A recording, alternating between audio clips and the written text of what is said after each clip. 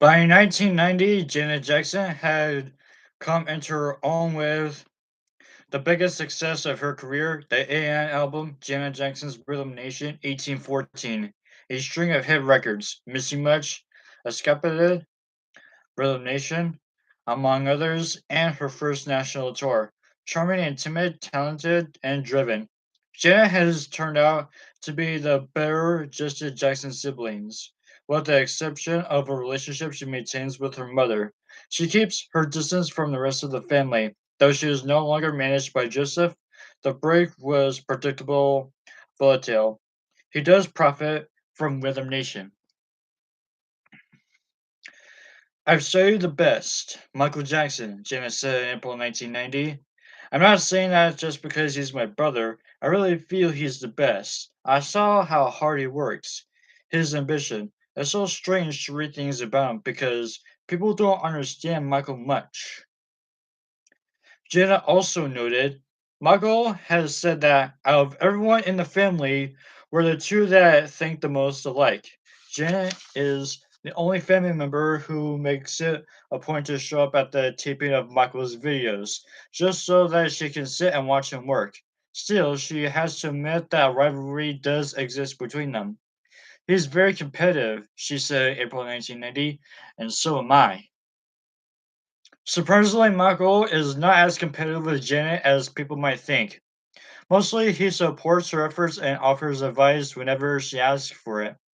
He thought Rhythm Nation was the work of a genius, and his biggest concern was not that it sold so many copies, but that it hadn't sold enough. Why did it only sell 5 or 6 million copies? He asked a former associate. And what does this mean for me and my next album? Like Michael, Janet has not been resistant to the plastic surgeon's knife. She has had at least two nose jobs, and some have speculated that she has had surgery on her chest. But she knows how to make plastic surgery work to her advantage. She looks stunning, especially after shedding. A 900 calorie a day diet, the weight she's been trying to lose for years. The rest of the Jacksons have not fared as well in their recordings without Michael. Solo albums by Jackie, Jermaine Marlin, and Randy all had disappointing sales.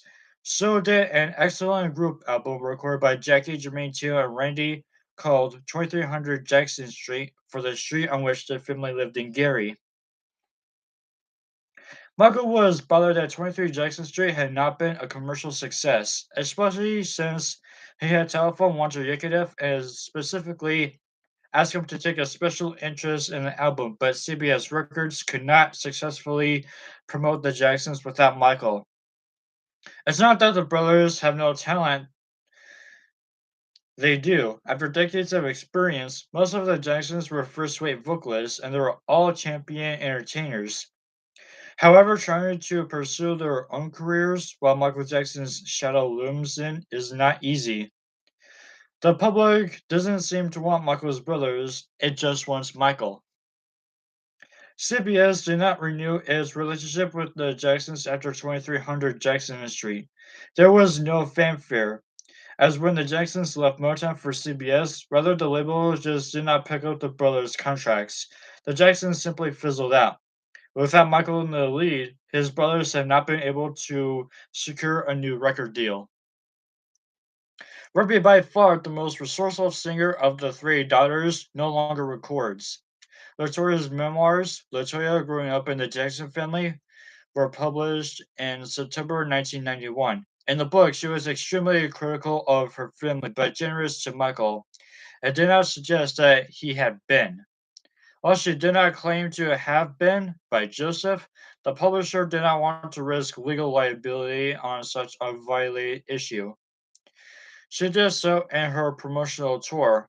On talk show after talk show, she spoke of Joseph having forced her into relations with him, and Catherine having told him not to deny Joseph she's had enough. Again, who can truly know considering the personalities involved in such madness? If the awful charges Latoya had made against her father were true or not.